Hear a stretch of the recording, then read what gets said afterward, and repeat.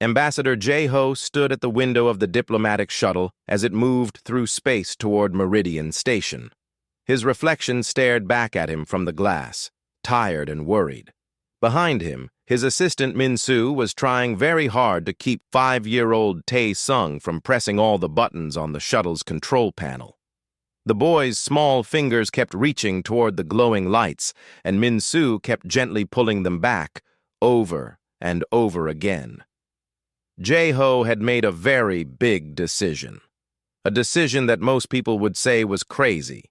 A decision that could change everything for humanity, or it could ruin everything. He was bringing his son to the most important meeting in human history. The shuttle moved past floating debris fields from ancient wars. These were the remains of battles that had happened thousands of years ago, and they still floated in space as warnings. J-Ho had read the history.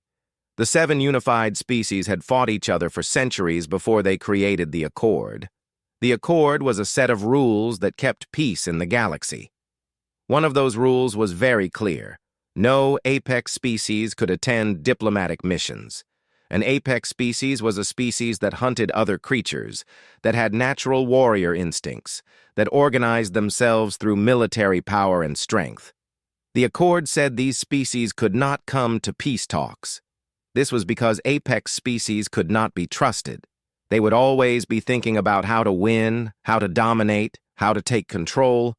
They could not think about peace the way other species did. Humanity had never been classified as an apex species. This was the problem, and also the solution. J-Ho had spent the last 6 months arguing with lawyers and politicians about this fact. He had written long papers explaining that humans were not apex predators in the way the Accord defined. Yes, humans had a hunting history. Yes, humans had fought terrible wars. But humans had changed. Humans had learned philosophy and art and love. Humans had learned to control their worst instincts. The legal team in Earth had agreed with him, barely. It was a close decision. Some people said he was wrong. Some people said bringing a child was madness. But J-Ho believed something very important. Humanity needed to show the galaxy what they really were, and what they really were could not be explained in words. It had to be shown. Tae-Sung suddenly ran to J-Ho and wrapped his arms around his father's leg. The boy was excited now. His eyes were bright and full of wonder. Through the window, Meridian Station was becoming larger and larger. The station was unlike anything that existed on Earth. It had shapes and curves that seemed to defy the laws of physics. Crystal towers rose from its surface, glowing with internal light. Bridges of pure energy connected different sections. The whole station hummed with a gentle power that made the air feel alive. "Daddy, look! It's so big! It's like nothing I have ever seen!" Tae-Sung pulled at J-Ho's hand, jumping up and down with excitement. J-Ho smiled despite his nervousness. This was exactly why he had brought his son. This wonder, this innocence, this pure joy at seeing something new. This was what humanity really was. Not weapons, not conquest, just the endless curiosity of a child facing a new world. The shuttle began to slow down. Its landing sequence was starting.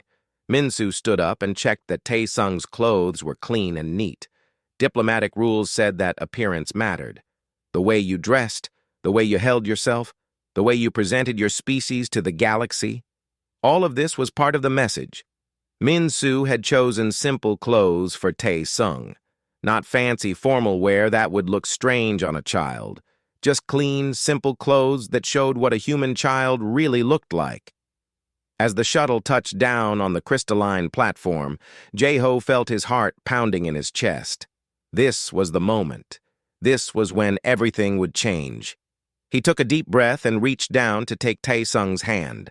The boy held his hand firmly, trusting and excited. The doors opened and warm air touched their faces. The air of Meridian Station was different from Earth air. It was cleaner somehow, almost too clean. It smelled like nothing and everything at the same time. Jae-ho stepped out first, holding Tae-sung's hand tight. Min-soo followed behind them, carrying the diplomatic cases that held all their documents and instruments. The platform was massive. It stretched out in every direction like a polished mirror. And gathered on that platform were creatures that looked nothing like humans. The Valdris delegates had bodies made of crystalline material that caught the light and threw it in rainbow patterns. They were beautiful and strange and utterly alien. Their appendages moved with a liquid grace, and their sounds were like wind chimes mixed with whale songs. Everything about them was different. Next to the Valdris stood the Kethlin delegation. They were large creatures, with many limbs and a skin texture like tree bark. Their eyes were dark and intelligent, and they moved very slowly, as if every action required careful thought and planning. Behind them floated the Vexri, insectoid beings with compound eyes and wings that hummed with a sound just at the edge of hearing. The air around them seemed to shimmer slightly, as if they were surrounded by invisible vibrations. All eyes turned toward Jae-ho and his delegation. All eyes fell upon Tae-sung.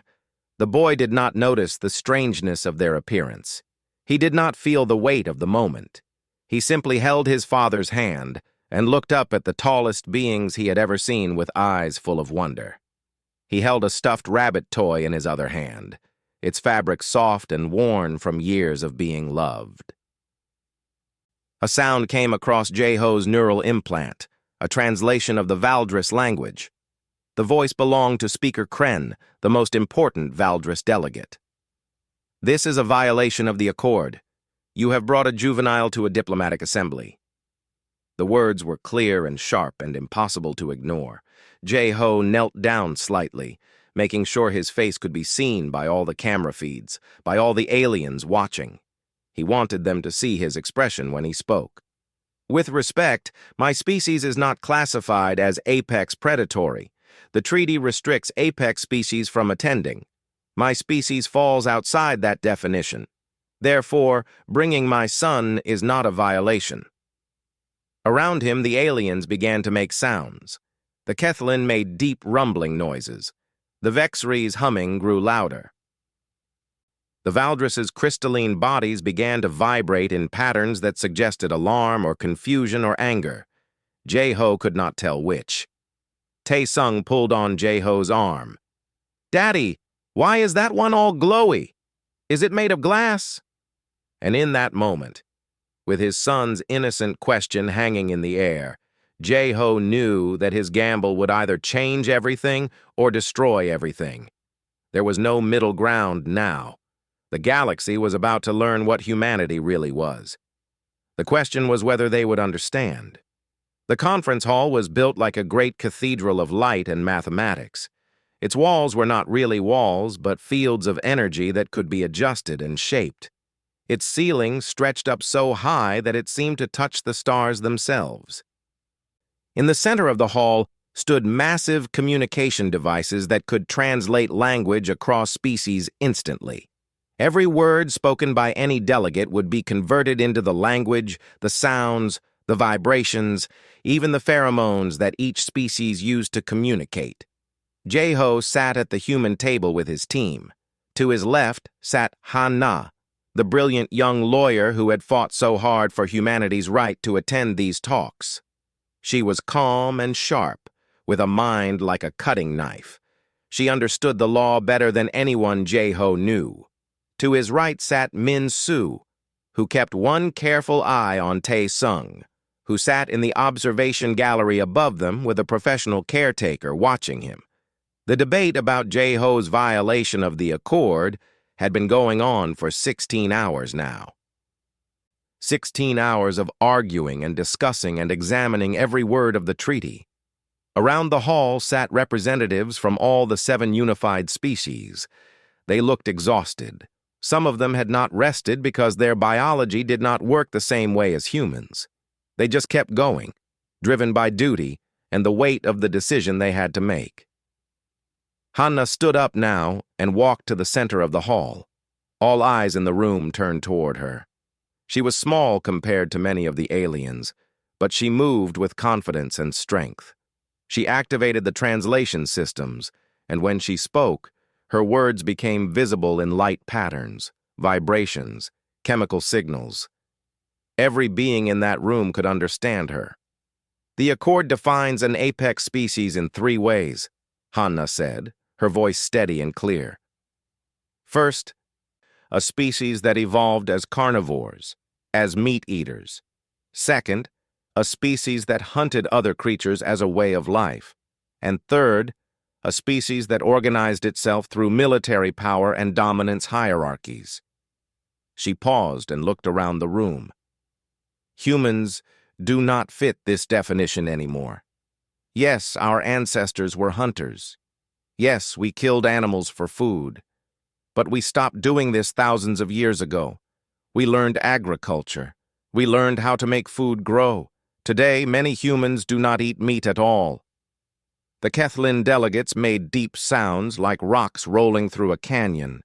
The Valdris's crystalline bodies shifted slightly. The Vexri's compound eyes grew even larger with attention.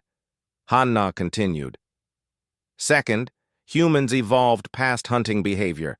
We have not hunted other species for thousands of years. We have not even hunted each other in our wars. Not truly. Not in the evolutionary sense. Our wars are political, not predatory. They are still wars, Speaker Kren said, his words becoming visible in rainbow light patterns. They are still organized killing. How is that not predatory? Hanna had been waiting for this question. Jeho could see the slight smile on her face. Because, she said, the outcome of human wars is not food, not territory in the hunting sense, not the domination needed for survival. Often, human wars end with humans helping their former enemies. We share food with them. We rebuild their cities. We teach their children. That is not predatory behavior. That is something else. In the observation gallery above, Tae-sung was drawing pictures. The caretaker had given him colored pencils and paper. He was sketching the aliens he saw below him. He had drawn the Valdris as a creature made of light. He had drawn the Kethlin as a large tree with eyes. His pictures were simple and strange, and somehow very true. The Vexri colony mind, which spoke through a single representative, transmitted its question. You say humans are not apex predators, and yet your species has developed terrible weapons. Nuclear weapons, chemical weapons, biological weapons. This is predatory behavior. Hanna nodded. Yes, we developed weapons, but we did not use them. We created weapons so powerful that we could destroy ourselves, and then we decided not to use them. We created a law, a rule that said these weapons were too terrible to use. We chose not to be predatory, even when we had the power to be. Why would a species choose not to use power that it created? The Kethlin asked. Their slow minds were struggling with this concept. Because, Hanna said quietly, we learned something. We learned that what we loved was more important than what we could conquer. We learned that our children's future mattered more than our power in the present. Below the gallery, Tae-sung looked up from his drawing. He was asking the caretaker questions about the aliens around him. His voice was small and innocent, and it carried strangely in the great hall. Why do they have shields? He asked, pointing at the energy barriers that surrounded some of the Valdris delegates. Are they scared of something? The caretaker whispered an answer, but Tae-sung kept pushing with the innocent curiosity of a child. Scared of what? Scared of each other? The words hung in the air.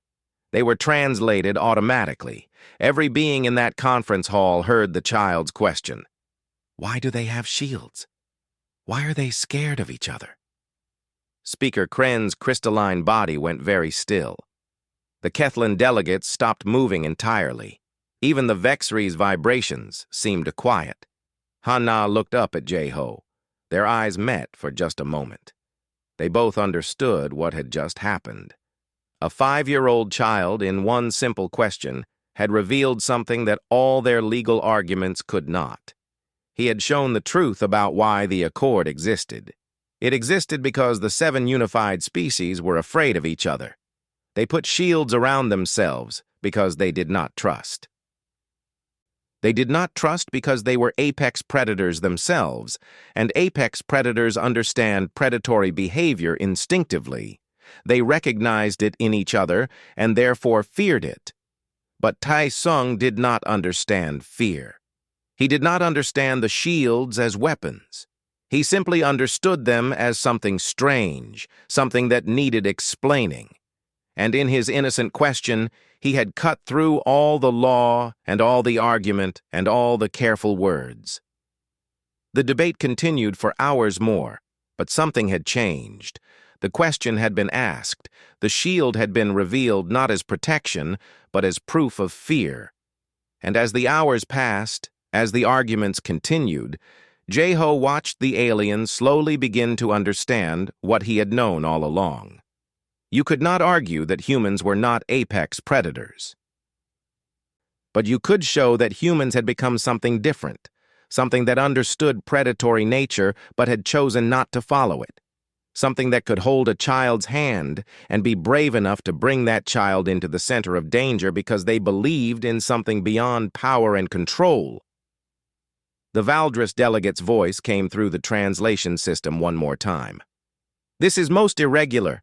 This breaks all protocols. And yet—" He paused, his crystalline form glowing more brightly. "And yet we can find no legal way to remove the human child from these proceedings." Hanna smiled. The shield, Jae-ho realized, would remain. But perhaps, for the first time in a very long time, the beings behind those shields were beginning to wonder if they really needed them. By the 4th day of the negotiations, everyone was tired. Humans needed sleep, and they were not getting enough. The aliens did not need sleep in the same way, which gave them an advantage. But Jae-ho noticed that they looked tired in different ways. The Valdris's crystalline surfaces had become dull. The Kethlin's movements had become even slower, as if they were moving through thick liquid. The Vexri's wings were beating less frequently. The negotiations were not going well. The humans had expected to make agreements on trade, on technology sharing, on cultural exchange. Instead, the entire discussion kept circling back to the question of whether humans belonged in this room at all. The 7 unified species were united in almost everything, but they were divided on humanity. Some wanted humans admitted as equals. Others wanted humans to prove themselves first. Still others wanted humans removed from human space entirely, quarantined until they could prove they were not a threat. It was during this difficult moment that something strange happened. One of the junior Valdris delegates, a smaller crystalline, being called Rezan, began to change. His outer surface started to crack and break. Not in a violent way, but in a slow, terrible way. Parts of his structure were separating from other parts. His internal light, which had been bright and steady, began to flicker and pulse in patterns that looked wrong, that looked like pain. Rezan made a sound that no translation system could process. It was a frequency that existed between the languages the aliens used. It was a pure, raw sound of suffering. The security teams moved quickly. They created energy barriers around Rezan, trying to contain whatever was happening. They called for medical help, but the frequency he was transmitting grew stronger and stronger. Other Valdris delegates began to shield themselves. The Kethlin covered their sensory organs. The Vexri's vibrations became frantic. The frequency was causing physical pain to anyone who could perceive it. For the crystalline Valdris, it was like feeling the sound of their own breaking. For the Kethlin, it was a pressure that made their bodies ache. Even the Vexri, who perceived the world through pheromones, were suffering because Rezan's molecular breakdown was creating waves of chemical distress that they could not avoid. Min Su grabbed Jae-ho's arm. We need to get Tae-sung out of here! But Jae-ho was frozen. He could not hear the frequency that was hurting the aliens. Human ears could not perceive it, but he understood what was happening. A being was suffering. A being was breaking apart. A being was in pain, and everything in that great hall was trying to contain it, to isolate it, to shield against it. In the observation gallery, the caretaker stood up quickly and tried to move Tae-sung away from the window that looked down into the conference hall. But Tae-sung had already seen something. He had seen Resin's light flickering and changing. To a child's eyes, it looked not like pain, but like something broken, something that needed fixing. Tae-sung pulled away from the caretaker's grip. He was small and quick and determined. Before anyone could stop him, he had run out of the observation gallery and down the emergency stairs that led to the conference floor. The security fields at the entrance, which had been designed to detect apex predatory threats, recognized Tae-sung as a small, weak biological being with no capacity for violence. They let him pass through without resistance. Jae-ho saw his son running toward the energy barriers that surrounded Resin. "Tae-sung, stop!" But Tae-sung was already moving beyond the barriers. The fields that had let him pass through also let him move deeper without resistance. A 5-year-old was not a threat. To the security systems of beings designed to fear apex predators, a human child was less dangerous than a dust particle. Tae-sung reached Resin's crystalline form. The light inside the crystal was pulsing wildly, painfully. Tae-sung did what a child does when faced with something broken. He did not try to fix it with technology. He did not try to contain it with barriers. He did what was instinctive and what was purely, completely human. He touched the crystal with one small hand and began to hum. The song was a lullaby. Tae-sung's mother had taught it to him when he was an even smaller child, when he could not sleep, when the world seemed too large and too strange. The melody was simple and slow, with notes that rose and fell like waves. It was a song that promised safety. It was a song that said, "Everything will be okay." Resin's fractured light began to respond. The frequency that had been chaotic and wild started to synchronize with Tae-sung's humming. The boy's voice, untrained and small, began to match the vibration patterns of the Valdris's molecular structure. The universe suddenly had a harmony where there had been only noise. The pain in the conference hall began to ease. The Kethlins stopped covering their sensory organs. The Vexeries' vibrations began to settle into normal patterns. The Valdris delegates' crystalline surfaces began to clear and brighten again. Jae-ho stood frozen at his seat, watching his son hold his small hand against the crystal being's surface, singing a lullaby to an alien that looked nothing like anything on Earth. Tears were running down his face. He did not know if they were tears of terror, or pride, or love, or all three together. The Valdris delegate Resin's light stabilized. The fracture pattern began to slow. The pain frequency that had been tearing through the conference hall faded into silence.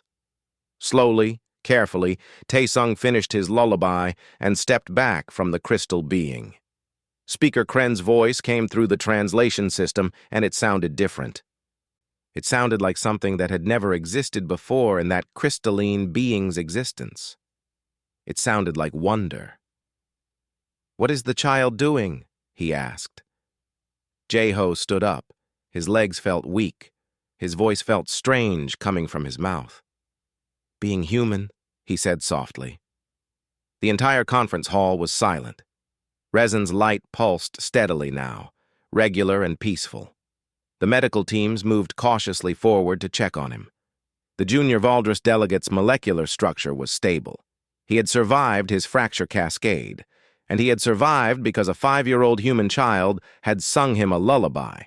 An apex predator, faced with suffering, would have seen an opportunity for advantage. An apex predator would have demanded something in return for help. An apex predator would have used the situation to gain power. A human child had simply offered comfort. And in offering that simple thing, Tae-sung had revealed something about his species that no legal argument, no logical explanation, no careful demonstration could ever have shown. The shields that the seven unified species had built around themselves had not come down.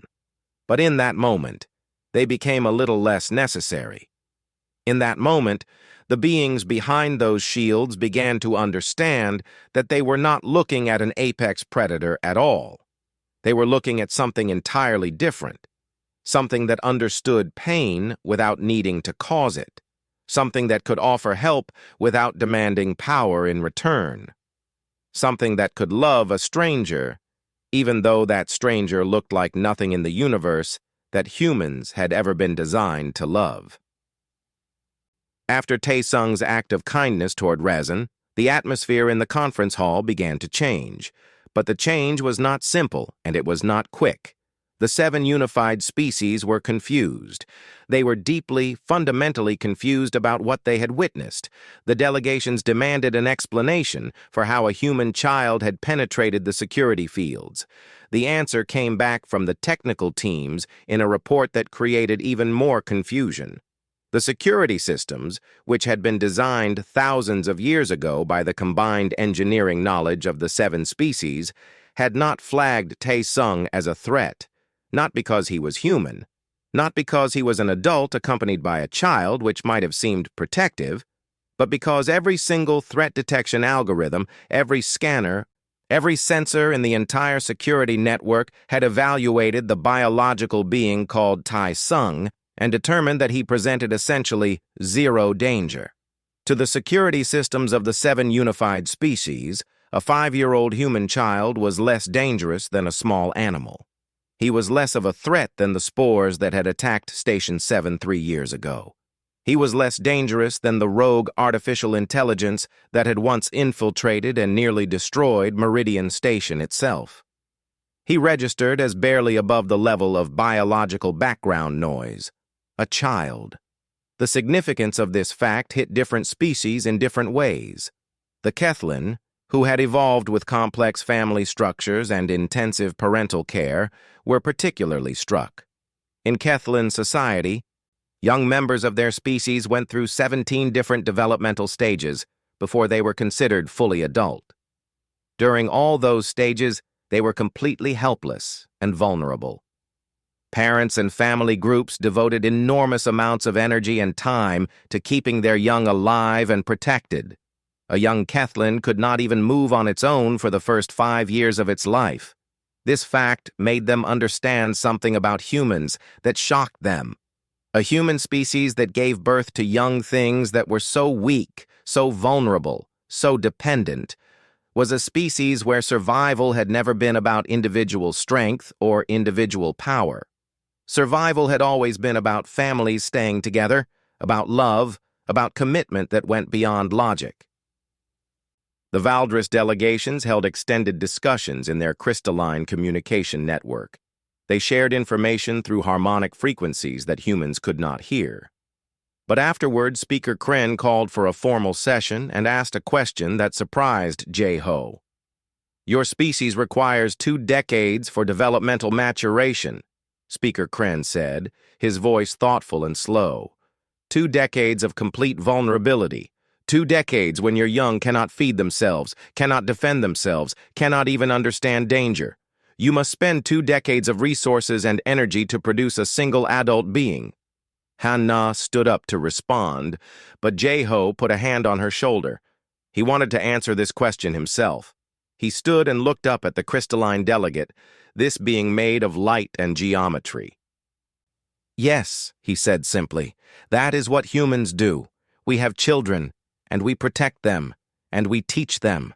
And sometimes we bring them to very important places because we believe that what we are trying to protect matters more than any treaty or any negotiation." "But that is not logical," Speaker Kren said. "That is not practical. That is not the behavior of a species trying to dominate or acquire power." "No," Jae-ho agreed. "It is not. It is completely the opposite of that. It is irrational. It is inefficient. It is, if you think about it purely through a framework of apex predatory behavior, a terrible mistake. The Vexry colony mind transmitted through their representative. We are requesting cultural downloads regarding human development patterns. We are requesting historical records of human family structures. This is unusual. We wish to understand. Over the next days, the delegations began to examine humanity not through the framework of whether humans were or were not apex predators. Instead, they began to examine what made humans different from the species they were evaluating. And what they found was remarkable. The Kethlin noted that humans, despite being physical individuals, behaved more like a collective species than the Kethlin did. Humans formed groups based on love rather than on biological reproduction. They adopted children of other species without hesitation. They formed families with beings that were not related to them. The Valdris noted that humans, despite their predatory evolutionary history, had created elaborate systems to prevent themselves from using violence. They had created legal systems, ethical systems, religious systems, all designed to contain and redirect their own worst impulses.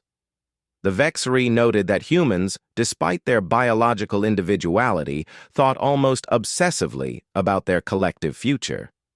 They made decisions not based on what was best for one human, but on what was best for humanity as a group. They sacrificed for a future they might not live to see. Your species is classified as apex predator, the Kethlin representative said after many hours of analysis. And yet your species is not organized in any way that an apex predator should be organized. You are violent and yet peaceful. You are individual and yet collective. You are rational and yet you commit acts of complete irrationality. You want to know why? Jeho asked. Yes, the Kethlin said. We very much want to understand. Jeho looked up at the great conference hall, at the beings who had seemed so alien and so hostile. Because, he said, a very long time ago, humans were indeed apex predators. We hunted, we fought, we dominated. But then something changed. We did not suppress the apex predator inside us. We did not kill it or deny it. He paused and looked toward the observation gallery, where Tai Sung was watching the adults talk. We learned to love, Jeho continued. We learned to love something more than we love power. We learned to love our children. We learned to love our mates. We learned to love our communities. And that love was stronger than the predatory instinct. That love changed what we were. How is love stronger than survival instinct? Speaker Kren asked. Jeho smiled sadly. Because love is a survival instinct, just a different kind. A kind that humans developed because we needed to protect our weak, vulnerable young for decades and decades. We evolved love because love is what kept our families together. Love is what made us willing to die to protect our children. Love is what made humans human. The conference hall was quiet. The 7 unified species had come to evaluate whether humanity was a threat, and what they were discovering was something they had never imagined. Humanity was not a threat because humanity had evolved past the need for threat. Humanity had become something that the other species could barely comprehend. They had become beings that could choose compassion over dominance, and that choice, made over and over again across millennia, had changed what humans were from the inside out. By the 9th day of the negotiations, the original treaty discussion had been abandoned. No one was talking anymore about whether humans had violated the accord. No one was debating whether humanity belonged in this diplomatic assembly. Instead, the delegations had become focused on something entirely different. They had become focused on understanding humanity. The questions that came from the 7 unified species were not questions about human military strength or technological capability. They were questions about human emotions, human family structures, human social organizations. The Kethlin wanted to understand how humans could love beings who were not biologically related to them. The Valdris wanted to understand what drove humans to sacrifice personal power for group benefit. The Vexri wanted to understand how human consciousness could function as a collective without being a colony mind. Jeho found himself spending less time in formal negotiations and more time simply explaining humanity. Hanna was doing the same. They told stories about human history. They explained human wars and human peace treaties. They talked about art and music and literature. They described the feeling of holding a child. They tried to explain love in a way that beings made of crystal and bark and hard chitin could possibly understand. And through it all, Tae-sung played in the observation areas. The boy was no longer confined to a single gallery. He had been given limited access to the station, with security escorts. He ate food from the station's international kitchens, prepared to be safe for human physiology. He slept in a comfortable room with windows that looked out at the stars. He lived in the midst of the 7 unified species as if he belonged there. Other young beings began to notice him.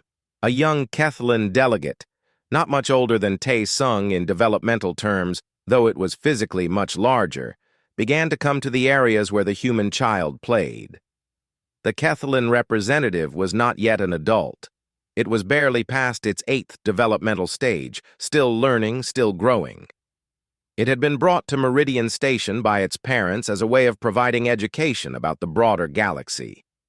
The young Kethlan did not try to talk to Tae-sung at first. Instead, it simply watched. It observed how the human child played with simple toys, how he made up stories and acted them out, how he drew pictures on paper and showed them to adults, expecting and receiving appreciation for his work. Finally, on the 10th day, the young Kethlan approached Tae-sung. They did not speak. The young Kethlan had no translation matrix and could not produce human speech sounds, but it had brought something from its own culture. It held out several objects, geometric forms that changed color in response to thought patterns. To the Kethlan, these were teaching tools, ways of expressing abstract concepts and mathematical ideas. To Tae-sung, they were toys. The human child's face lit up with joy. He had been surrounded by adults for days, beings who looked nothing like him and who were focused on important diplomatic matters. And now here was a friend who wanted to play. The 2 young beings, one human and one Kethlan, sat down together on the polished floor of the station and began to play with the geometric forms. They communicated in the language of all young creatures everywhere. Tae-sung pushed one of the shapes and made it rotate. The young Kethlan responded by making a shape change colors. Tae-sung laughed. The young Kethlan made a deep rumbling sound that seemed to express pleasure and amusement. They were not exchanging information about treaties or peace or the future of the galaxy. They were simply playing. Over the next hours, other young beings began to gather around them. A young Valdris, smaller than the adult delegates but still made of crystal and light, came to observe. The being did not understand play in the way humans or Kethlan did, but it was curious. It began to experiment with the geometric forms, watching how its own light reflected differently off the shapes when they changed colors. Then came a young Vexri. This being was barely visible as an individual, more like a small cluster of the hive mind that made up its species' consciousness. But it came, drawn by the activity and the sounds of play. The insects clicked and buzzed in patterns that were almost musical. 5 young creatures of 4 different species gathered together, playing without any formal rules or language. They made structures from the geometric forms. They knocked them down and built them differently. They created patterns and games that had no meaning except the meaning they created together in that moment. Jeho watched from a distance with Speaker Kren standing beside him. The crystalline delegate's surface was reflecting the light of the playing young beings, creating beautiful patterns of rainbow color. "What are they doing?" Speaker Kren asked. Building a future, Jay-Ho said softly, just by playing. There is no strategic value in this, Speaker Kren said. There is no outcome, no winner, no advantage gained. That is the entire point, Jay-Ho replied. Humans have learned something that many species never learn. Humans have learned that not everything needs to have a strategic value. Not everything needs to result in power or advantage. The young Kethlin and Tae-sung knocked down a structure they had built together. It fell apart with satisfying crashes and tumbles of shape upon shape. And then, without any instruction or planning, all 5 young beings began to rebuild it together, creating something different, something new, something that none of them could have made alone. Han-na came to stand with Jay-Ho and Speaker Kren. Is the treaty going to be renegotiated? She asked. Speaker Kren took a long time before answering.